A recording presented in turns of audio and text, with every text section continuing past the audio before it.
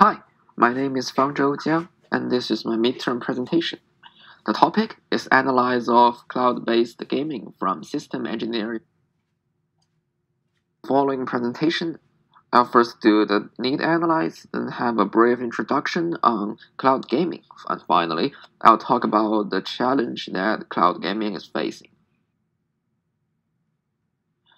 Let's start with the video game first. From the first commercially available game, Computer Space, developed in 1971, to the enormous AAA game which might need hundreds of gigabit memory, the video game has made a great progress in the last 50 years.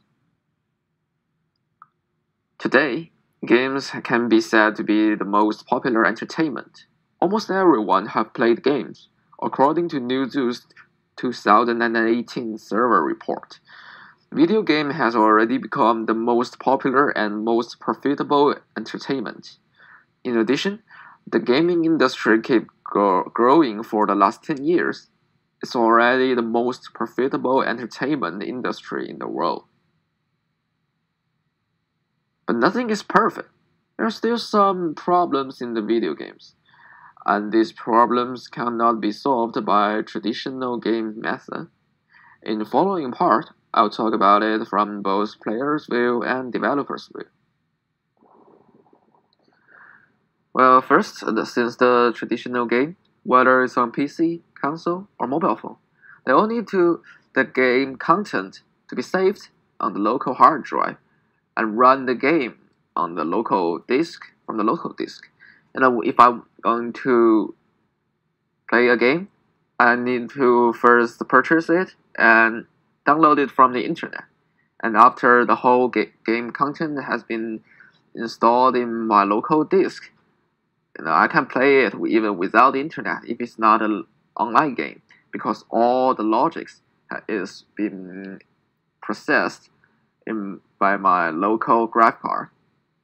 This seems very convenient, but it might also lead to a problem that when the game is getting more and more complex, the hardware requirements for the game would be higher and higher. Under normal circumstances, the latest technology needs latest powerful hardware. However, it often takes several years for the latest hardware from launch to widespread use, which means that there will be years before the new technique can actually be used by players like me. So take the real-time ray tracing as an example. Real-time ray tracing is a method of generating an image with computer by tracing the path of light as pixels and simulating its encounters with visual objects. It brings the graphic of game into a new generation. Now, in this comparison, the game screen with the real-time ray tracing technology is significantly better than the game without it. You can even see the building reflected by the car. On October 10th, 2018, NVIDIA launched the 20 series graphic cards that can support ray tracing technology. From the latest game Control, you can see that it requires players who want to play it with ray tracing to have a 20 series card.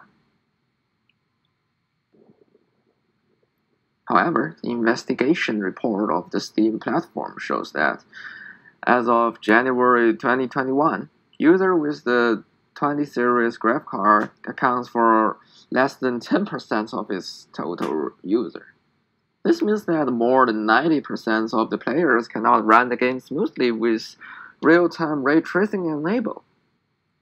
And it shows that after 2.5 years, the new technology still haven't been widespread. You see, when the new technology comes out, the developer are supposed to use it to improve the game. Then if the player's experience of the game increase, everybody would buy it. Sales of the game would be higher. Eventually, the developer get more fun and motivation for the new research. This is supposed to be a virtuous circle.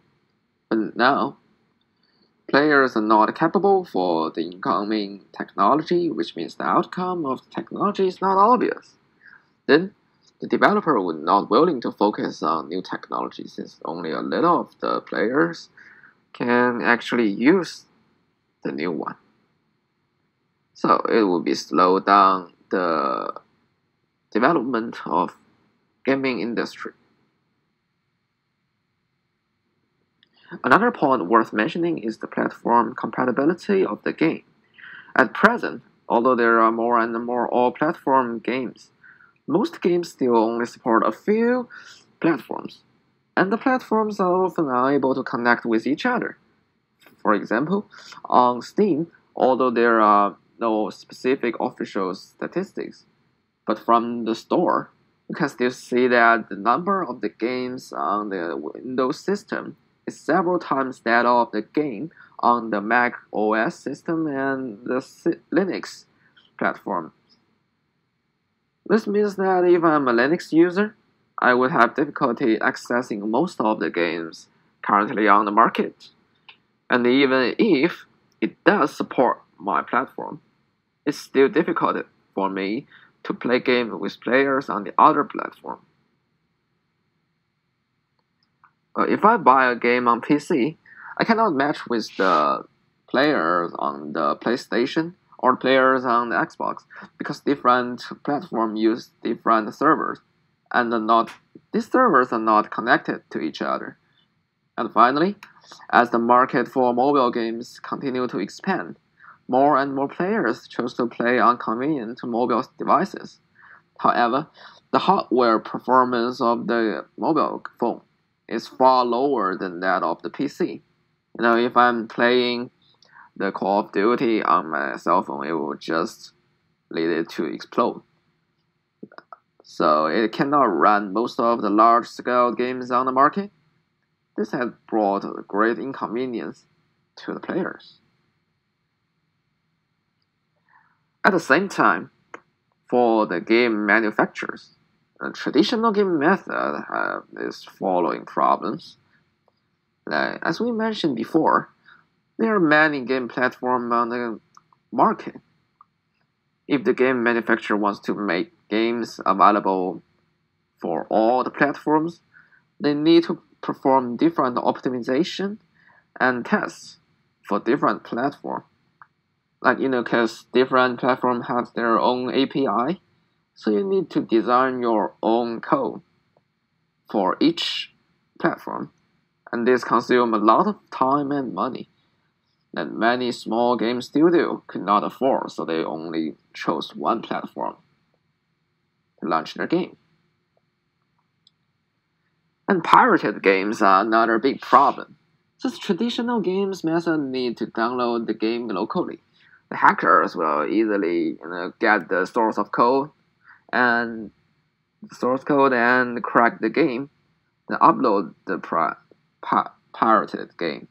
Currently, there's no uncracked encryption algorithm on the market, which means that even if the game company spends a lot of money to purchase the encryption algorithm, it's only a matter of time before the game is cracked. This is a fatal blow to some small and medium-sized game manufacturers. In fact, there's many small game studios destroyed by the pirate game.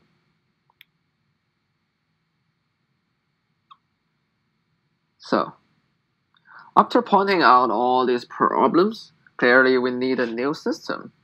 The system should be better than the traditional gaming method. It should help the player be free from the hardware limitation.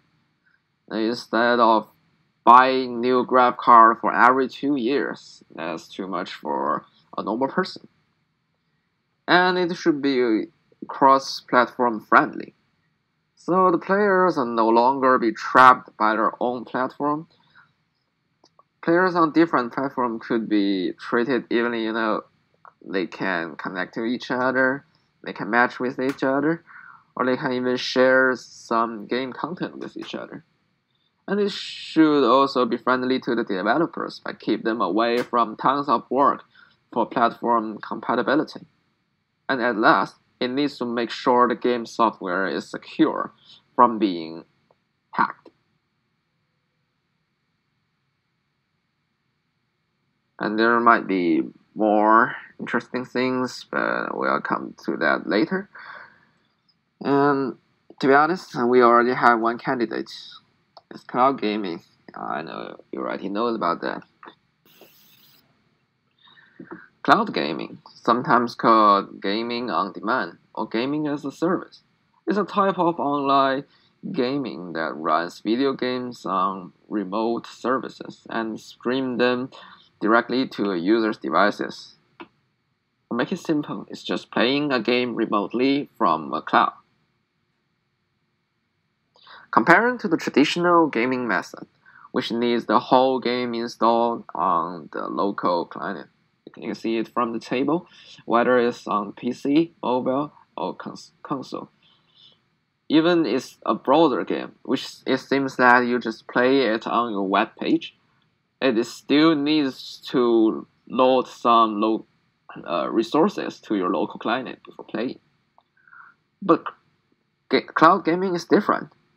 It does not need to install any game content on local client. Instead, everything is installed on the cloud. How does it do it? Well, as is shown in this picture, there are two subsystems of the cloud gaming system, cloud and the local client. In the cloud, a cloud gaming platform is hosted on the cloud servers in multiple data centers, which is used to run and store the computer game program. The platform can be divided into two parts. The first one is the game logic that is responsible to convert gamers' command into in-game interaction. And the second one is the scene render that generates game scene in real time. Gamer send command to the cloud, and the commands are received by the command interpreter. Then the game logic processes this command and generates the game scene. This game scene would be captured by the video capture into video, which are then compressed by the video encoder. The video encoder are all implemented as part of the cloud gaming platform. The client only requires two low complexity components. The first one is the command receiver, which connects to the game controller, like keyboard, mouse, or the controller itself. And the second one is the video decoder, which can be realized using massively produced decoder chip. In order to make the connection between the two subsystems, the best effort the internet is needed to maintain the connection of the game.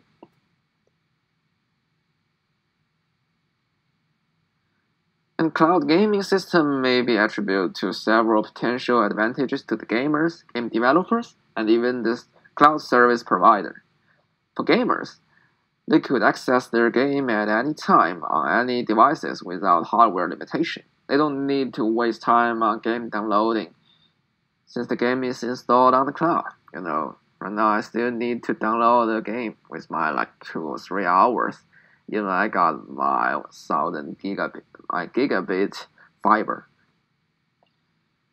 And there are no more barriers between the players using different platforms.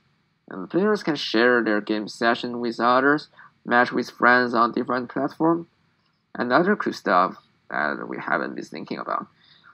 For game developers, cloud gaming allows them to focus on one platform to save time and expense using on-platform compatibility. And they can reach out more customers since the threshold of the game is lower. Game cracking would be nearly impossible since all the game program is on the cloud, which means that no one except the company worker may access the source code. And for the service provider, this can bring them more business opportunities, not only for the cloud game itself, but also the huge potential of other remote application. Because the cloud gaming imposes the most strict constraints on various computing and networking resources. They can use this technology on other stuff.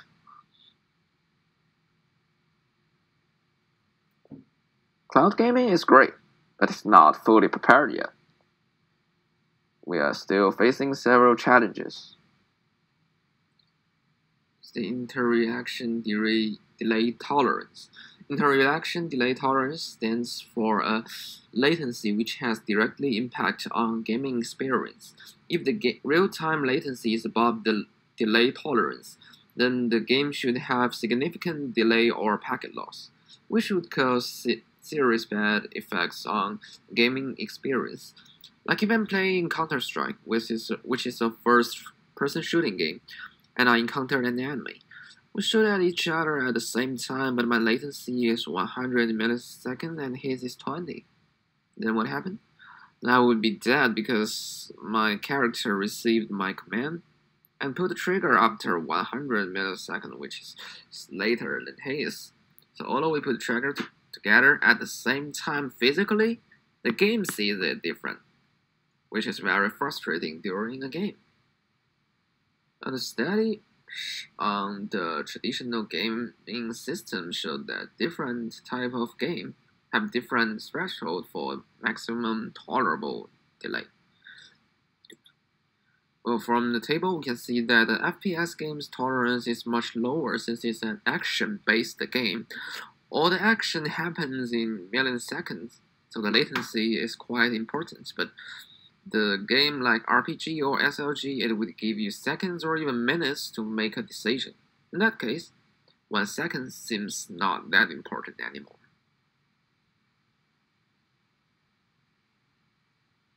However, even though the game contents are the same for game playing on traditional platform or on cloud platform, the cloud gaming still facing greater challenges on maintaining the delay. There are two main reasons which cause this. The first one is for the traditional games, the delay may only have effect on online games. Because before we play the game, we can download all the game content into our local disk. So if there's nothing to do with the internet, then there will be no latency. But since cloud gaming put all the things on the cloud, all the games have to concern the interaction delay. And the second point is that the traditional online game system usually use a trick to hide the effects of latency by rendering the action on the local devices before it reaches the server. It's like when I'm playing the game, I pull the trigger. Although the command haven't been sent to the server, my character in the game on my local computer has already fired his weapon. Although it did not actually fire the weapon, but this will trick me, make me think that I did fire the weapon, and this could relieve the impact on the latency, from the latency. But this smart trick does not work on cloud gaming, since it offloads its rendering to the cloud. So the standard for cloud gaming will be much more strict. The study shows that the actual delay tolerance on the cloud gaming is much more lower. For almost all the game latency should be under 200 milliseconds, and for some game like FPS, it needs to be even lower than 100 milliseconds.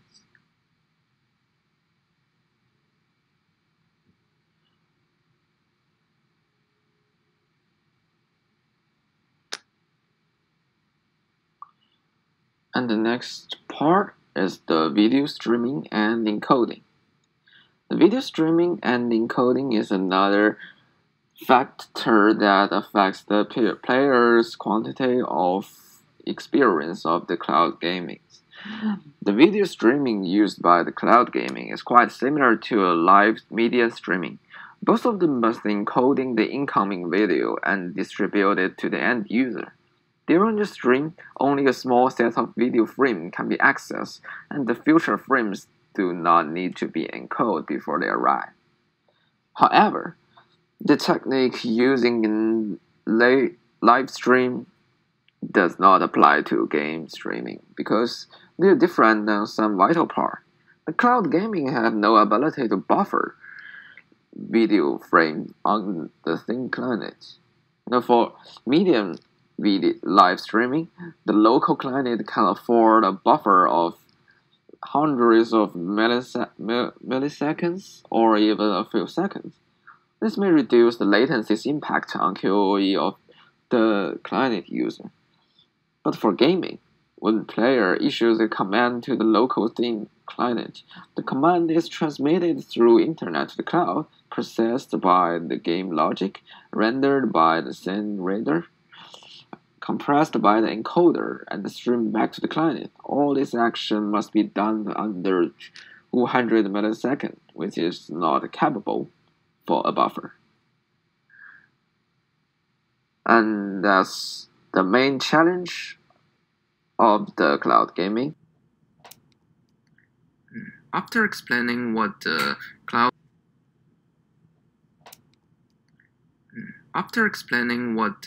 cloud gaming is and what challenge it's facing, let's get down to the next part, the engineering development part. In this part, we'll examine the cloud gaming system in technical way. Separate the system into several subsystems and discuss the potential problem we might facing in different subsystems and what technology can be used to solve them.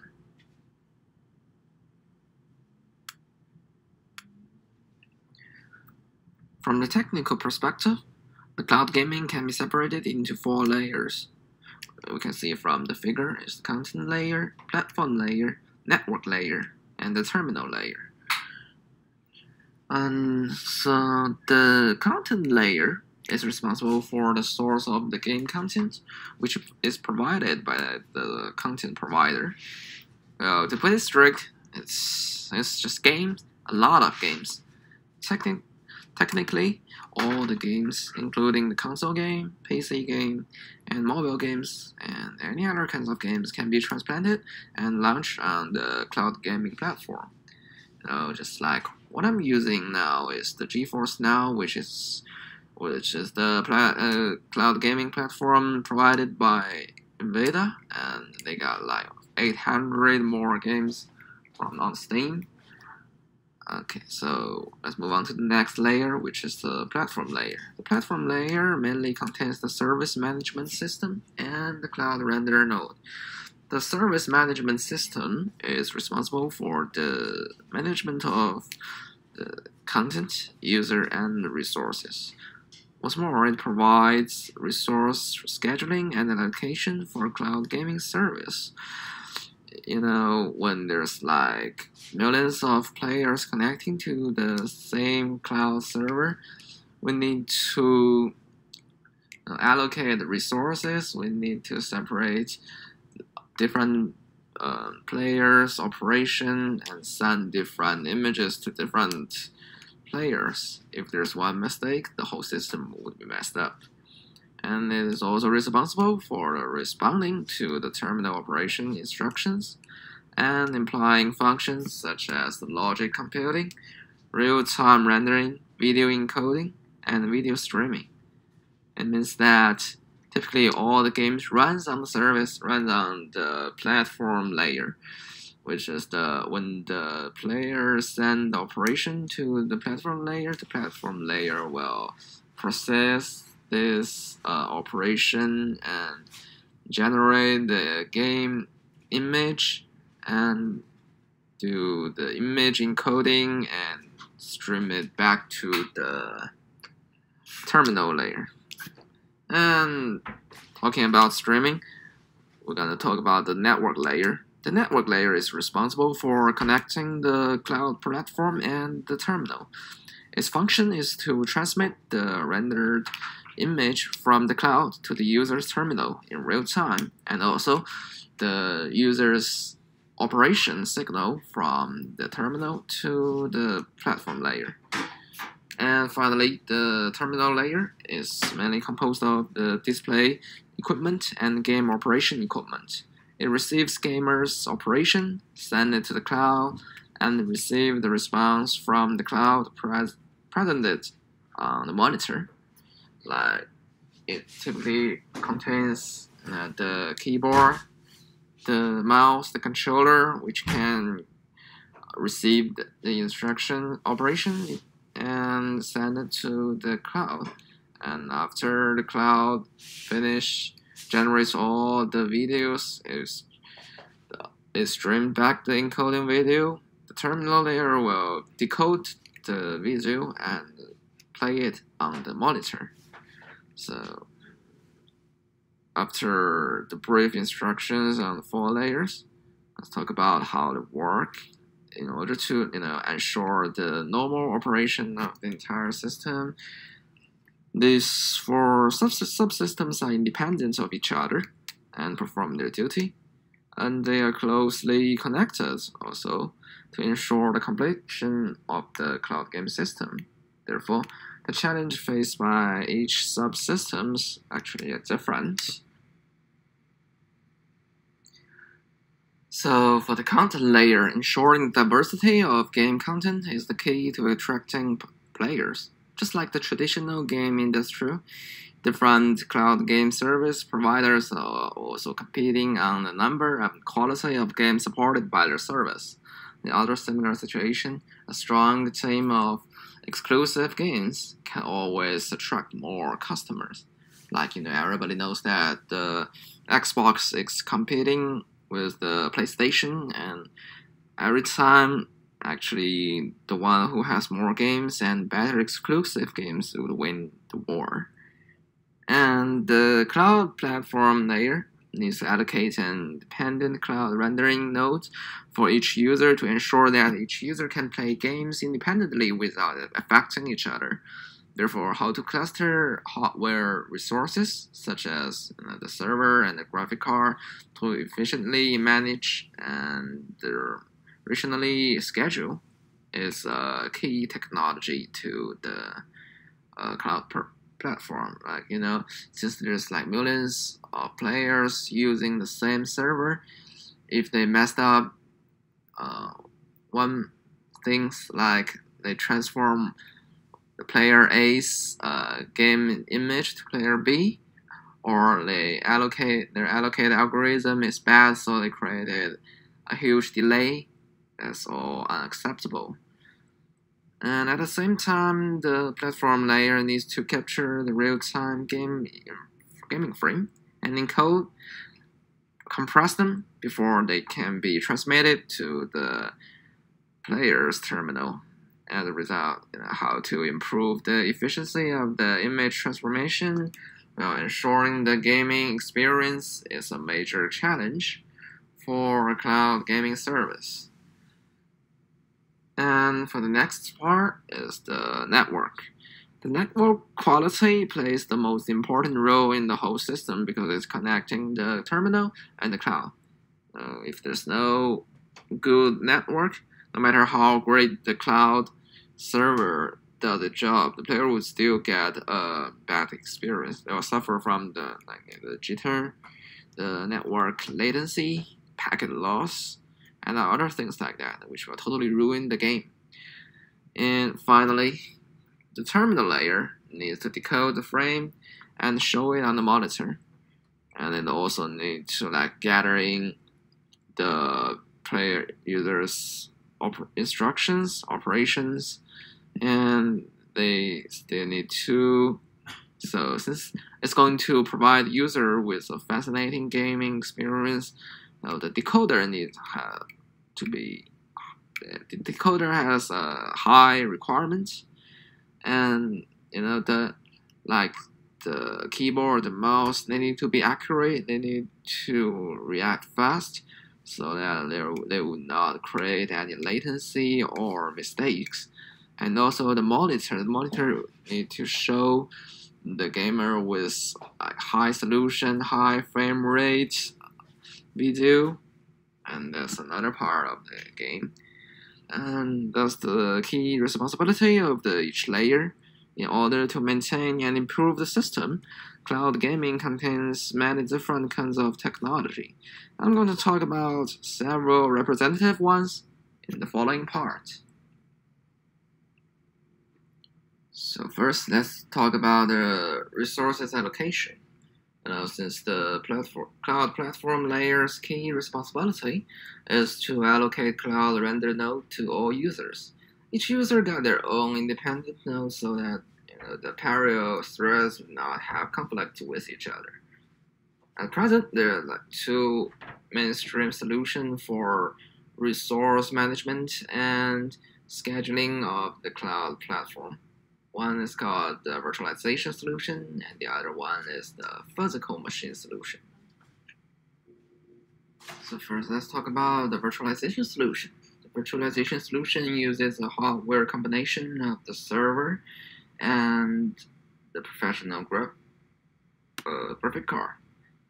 And it also requires the virtualization of the server cluster hardware resources, which can be flexible to be allocated, scheduled, and managed according to different needs. In the cloud games, the biggest feature of virtualization solution is the GPU virtualization. Since all the games today needs the GPU to run, so the cloud generally use professional graphic card to support the high demanded use. So if the GPU pass-through is used, which means that the one GPU for one virtual machine, well, that would be kind of a waste, because like when there's thousands of people using the server at the same time, there's no way that the provider can purchase thousands of the graphic card for one cloud server. So the GPU virtualization is very necessary. The GPU virtualization divides the GPU into slices and allocate it to the virtual machine. As you can see, as shown in the figure, there's like many virtual machines running parallel, but all the resources is from one GPU. How are they gonna do that? Enabling so the GPU slicing, like including the division in the time segment, just like the CPU process scheduling things. And it also divide the GPU resources. The GPU virtualization can dynamically allocate resources according to user need to support the rendering of multiple channel game, which brings great convenience to resource management. However, in the virtualization process, there's still a certain amount of the resource loss and in additional scheduling delays. This is just like the CPU scheduling. So for the game service with sensitive delay requirements, the experience may be affected by this delay. And then let's talk about the physical machine solution. The physical machine solution generally used a hardware combination of the PC farms and ordinary game graphic card. Each PC and graphic cards forms a cloud rendering host. Now this is just the situation that I mentioned before. That is why it's unacceptable, because when the game content is installed on each PC, the management cost and the time will increase rapidly as the number of PC increase. If there's like millions of tasks at the same time, the cloud provider cannot afford that much machines. So the solution, simple, would be the diskless system.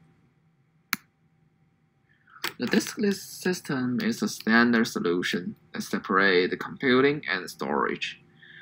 The game content will be mounted to each cloud rendering node, not each PC.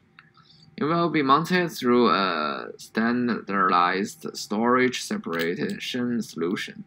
In the host, a large capacity SSD disk array in the cloud is used to provide operation system boot and game startup and operation server leases for massive cloud rendering hosts. Well, this solves a lot of problems that since it's updated on the cloud, you do not need to update each games on each PC. You just need update it on the cloud, then it's once for all. And rendering hosts do not need to operating system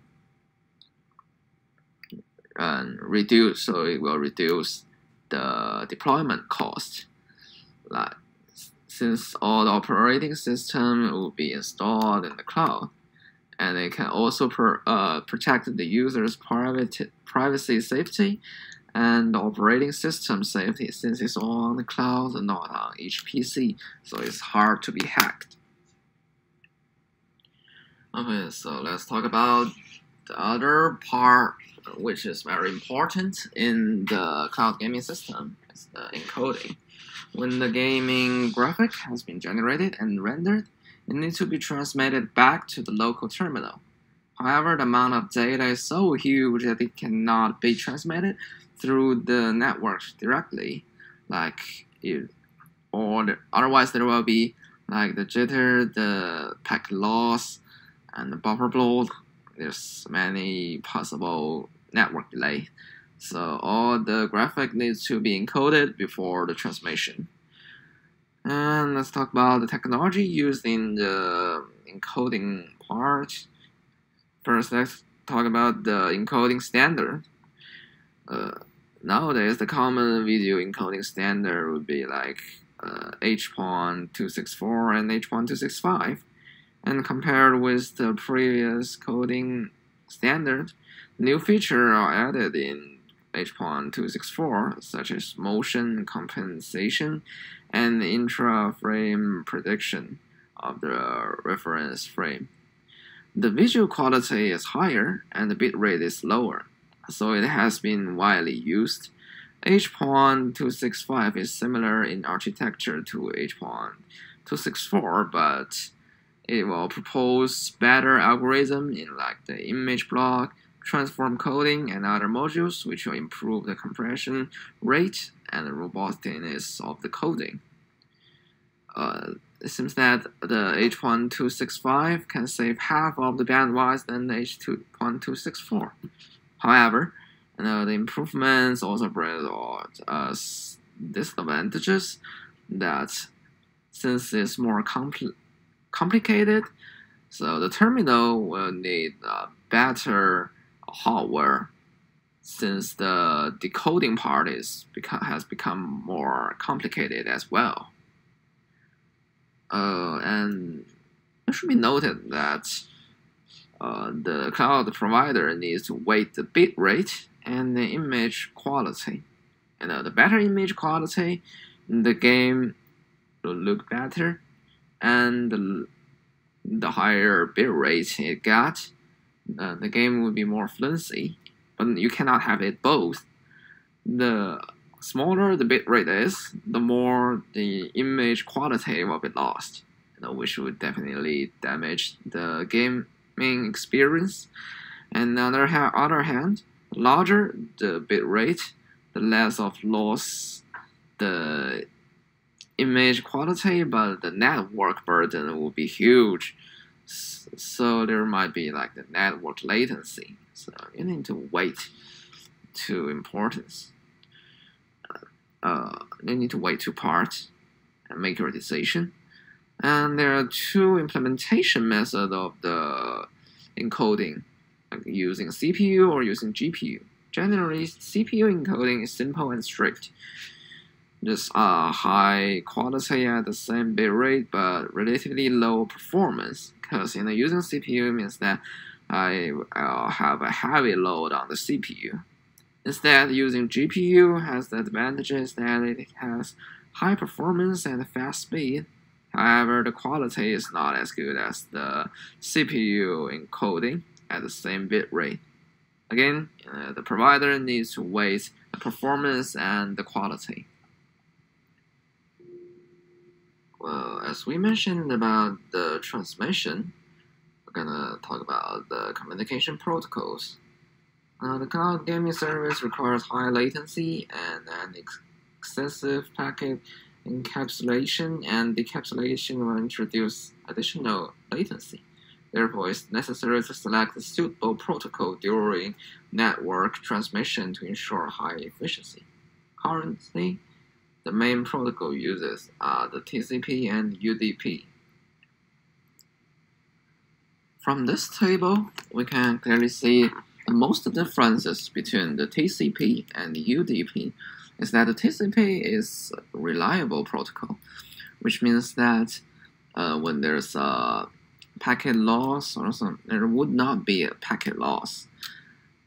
But actually, this becomes his disadvantages when coming into the cloud gaming area, because during the TCP transmission, like packet loss will cause the retransmissions, which will lead to a decrease in the throughput and will eventually slow down the game's operation response.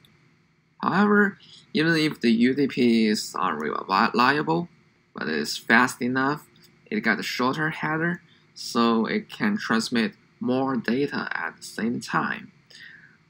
In fact, nowadays most of the traditional online game is using UDP protocol.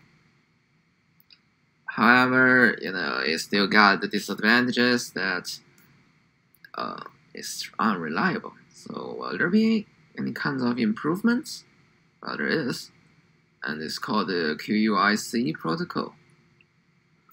So the QUIC protocol, which full name is the Quick UDP Internet Connection Protocol, is a protocol that boasts the fast and efficient transmission of the UDP and also the reliable transmission characteristics of the TCP. It provides a simpler handshake process, which is much faster than the TCP, and it also improved the congestion control, which UDP does not have, and it will even have a better packet loss mechanism than the TCP. I'll mention that UDP do not even have a packet loss mechanism.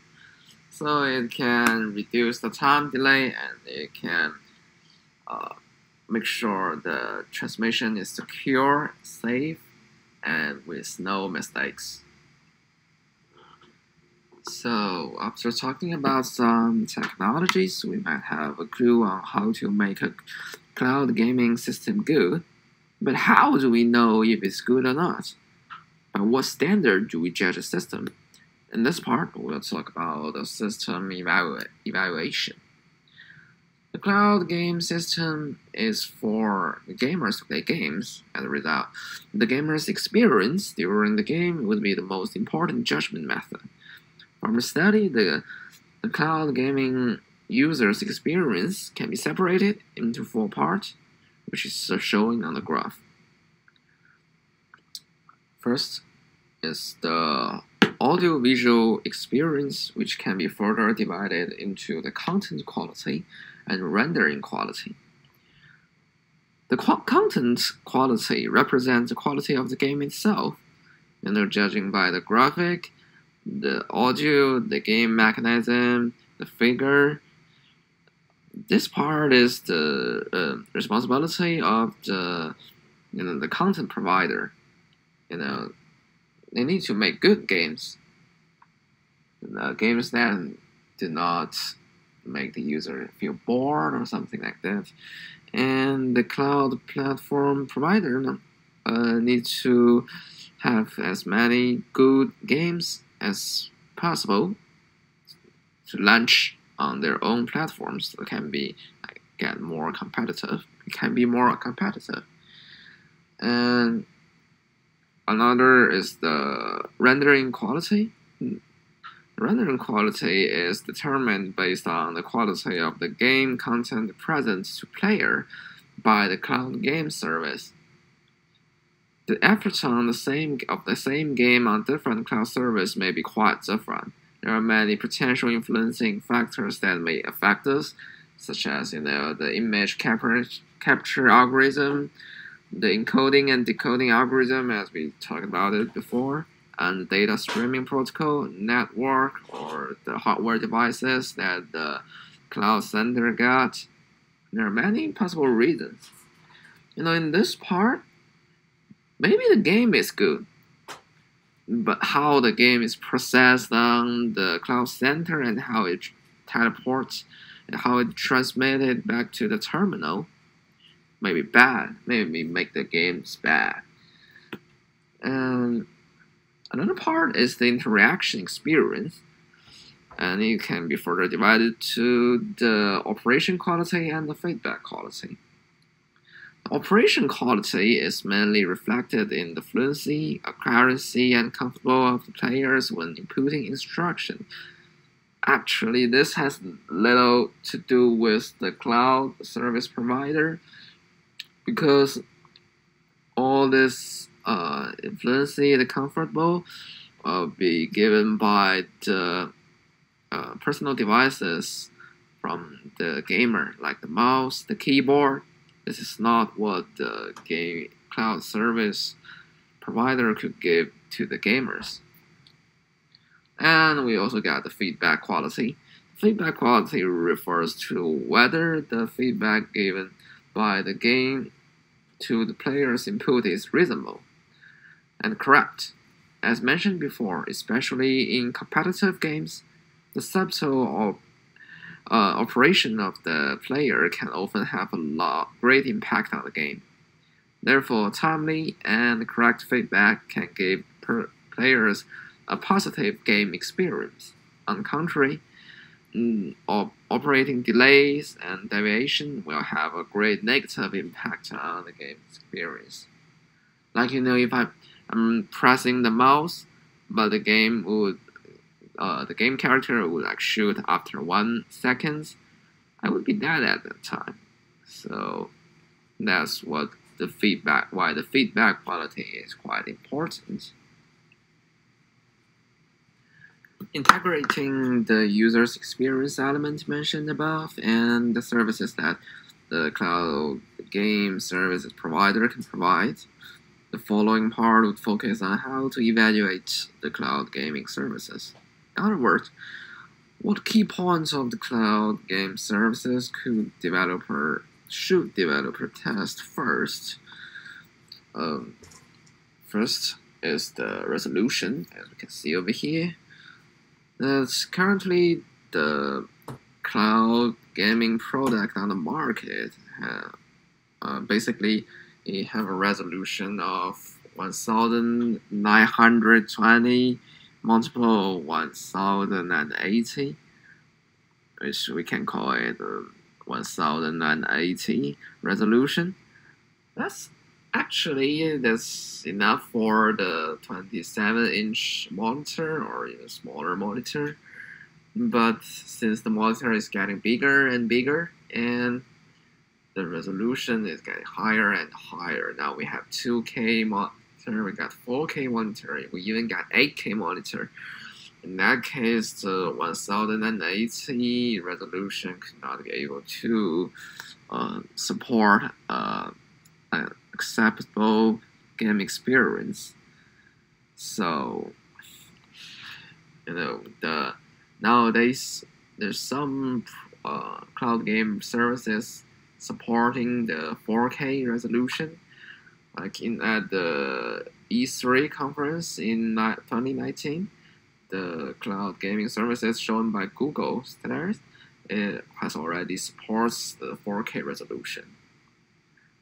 To achieve the resolution enhancement, it's necessary to consider the present pressure of encoding and decoding, hardware capability, and the cost. At present, it's feasible to enhance the codec's capability by upgrading the hardware, but the cost will rise sharply. And also high resolution means high image quality, and as I said before, high quality means low bit rate, which may cause the network latency. So it also has a high requirement on the network. But anyway, it is one very important factor when we consider whether it's a good cloud game system or not.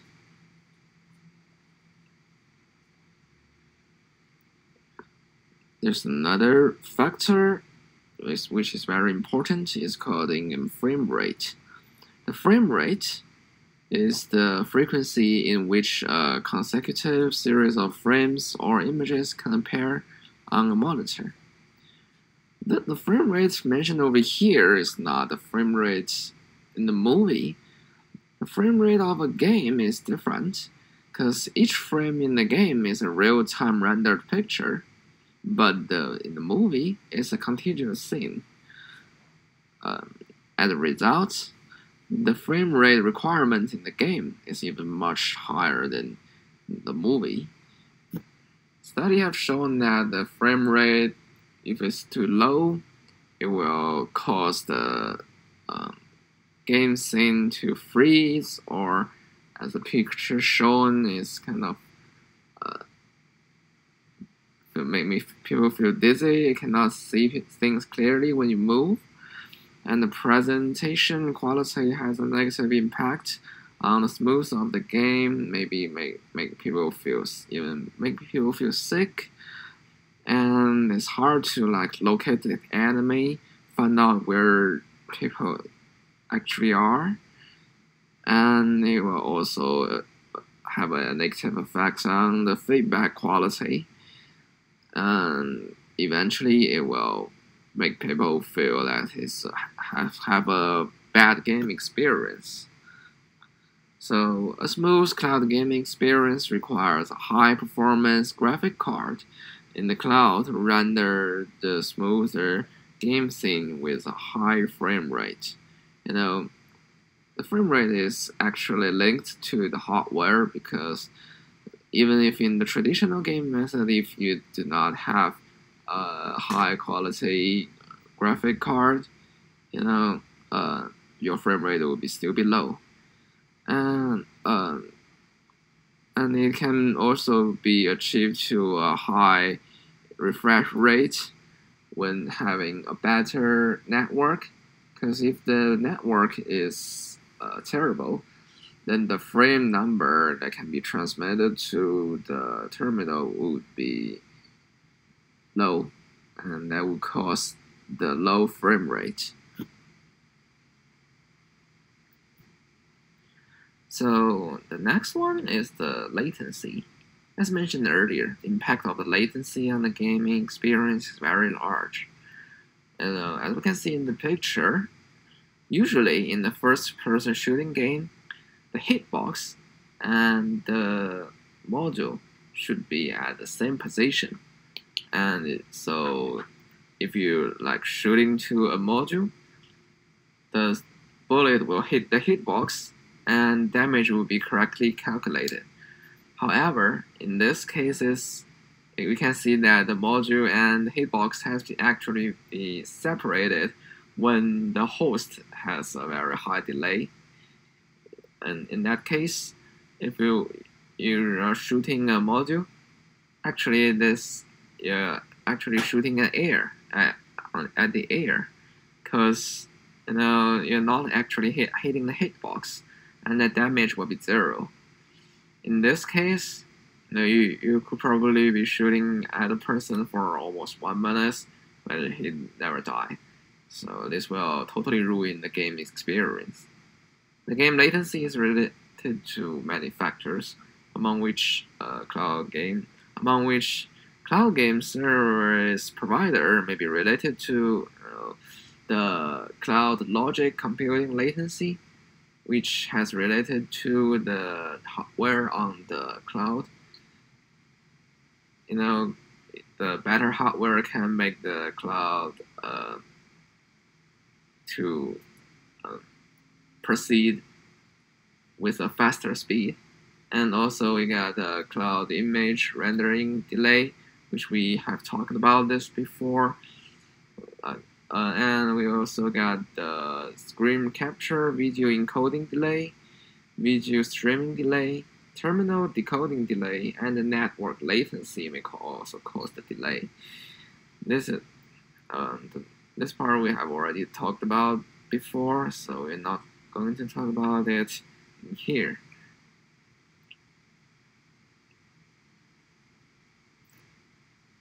So after explaining the technical principles and the implementation method of the cloud gaming system, this part will introduce what is needed to deploy the cloud gaming system.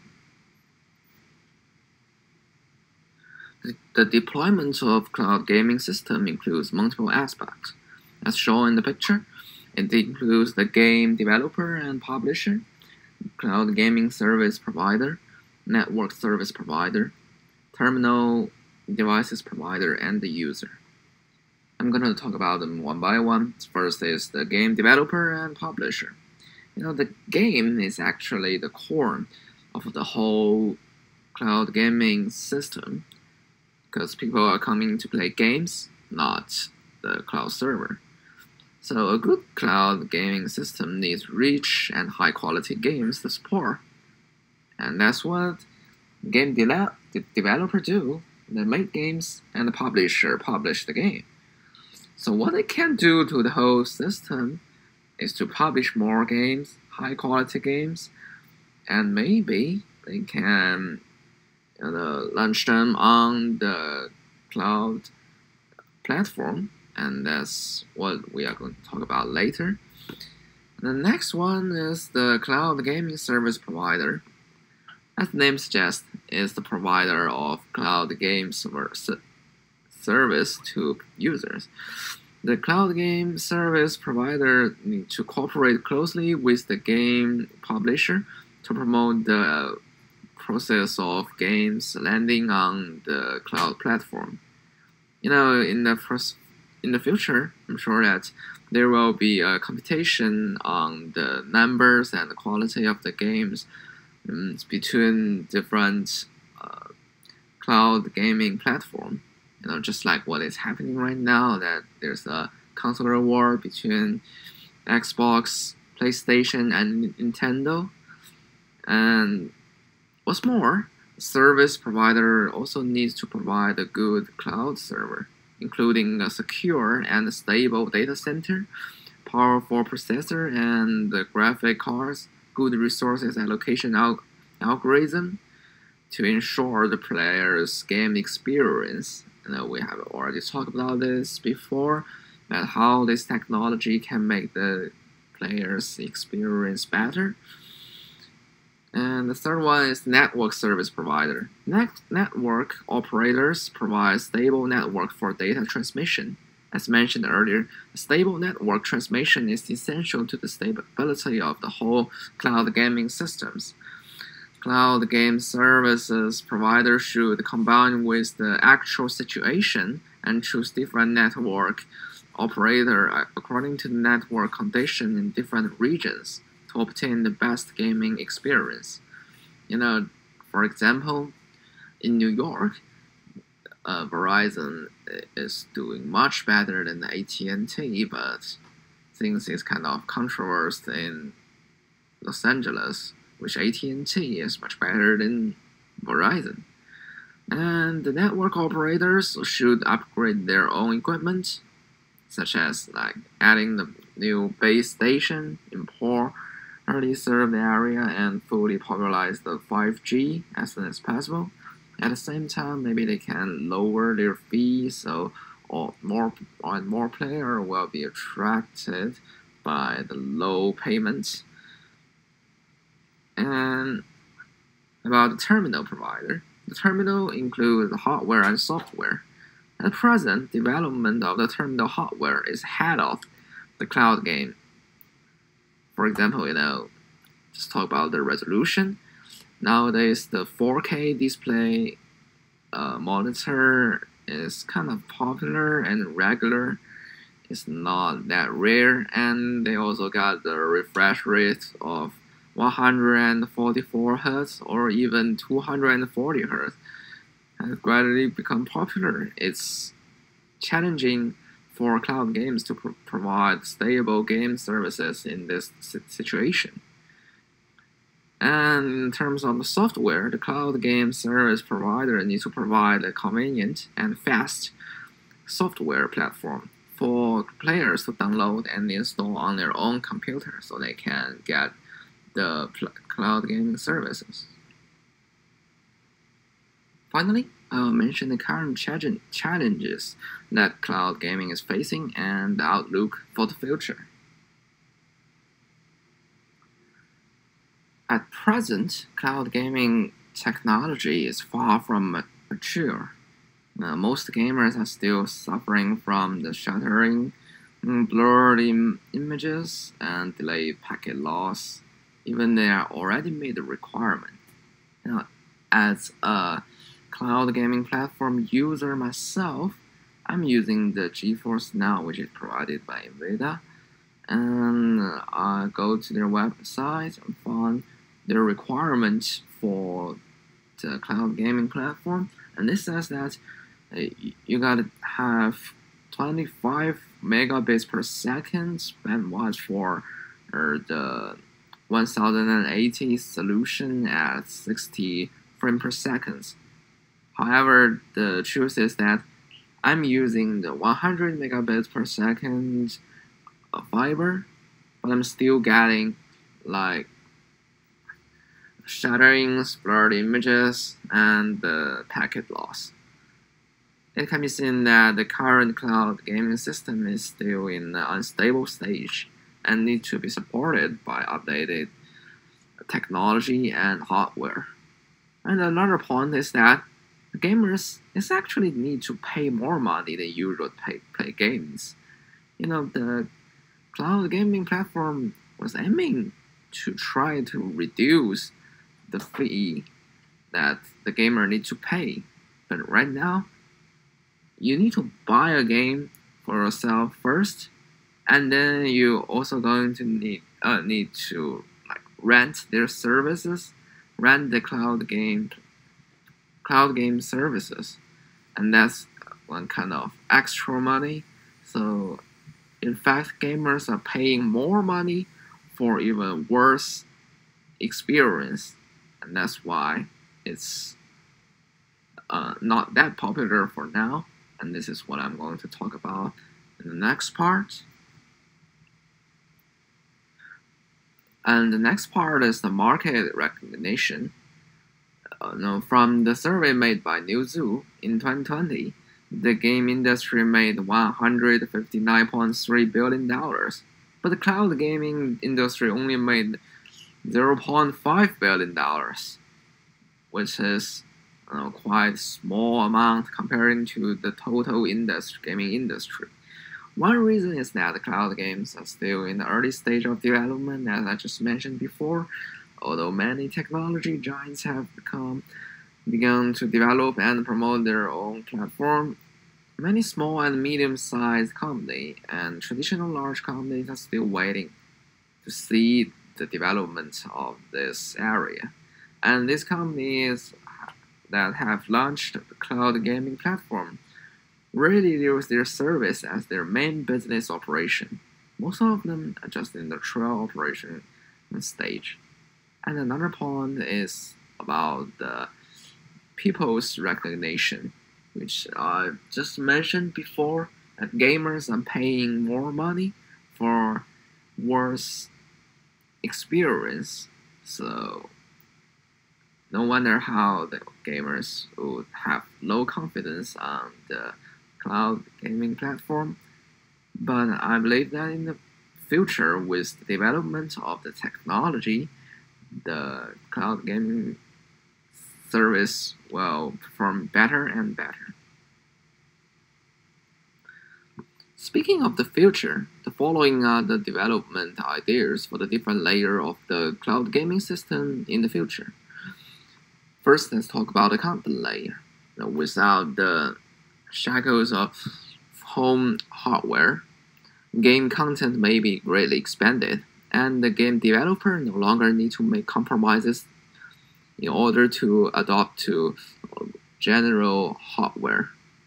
Future games can be adapted to like ultra high resolution, maybe even ultra large map or even endless map, and a huge amount of game content like super long stories, a lot of people get involved, and many other things. Just imagine it. It would be amazing.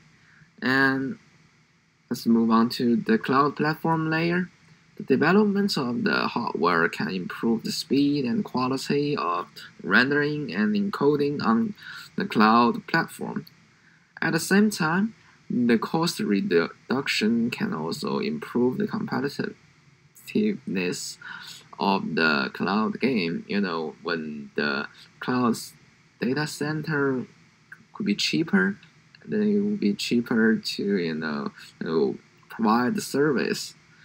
And for the network layer, the popularity of 5G has brought new possibility for the cloud gaming. In the future, the fiber will be significantly improved, thereby enhancing the game experience of the cloud gaming. The low price will greatly improve the cost effectiveness of the system.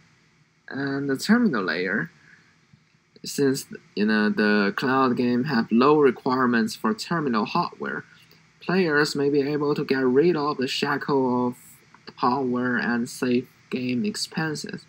At the same time, the volume of the entertainment equipment will be greatly reduced.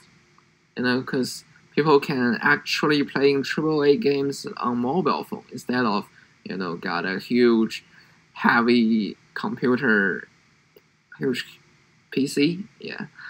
And moreover, VR and AR devices can also break through existing bottom link and increase the gaming experience while improving the portability.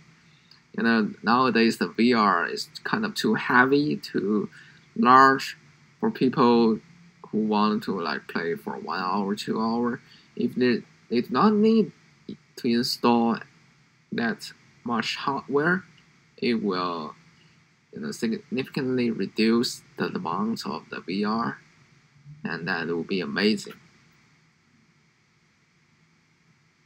To sum up, the cloud gaming system is a kind of system that stores game content in the cloud. People will connect to the cloud through the network and upload their instructions. The game will be executed after receive the instructions in the cloud, and they will be rendered, encoding, compressed, and sent back to the player's terminal via the network. The cloud gaming system uses the characteristics of cloud servers to bring players a better gaming experience. Although the current cloud game technology is not mature enough and is still in the initial stage of the development, I strongly believe that with the development of the technology, cloud gaming has a bright future. That's all for my presentation. Thank you.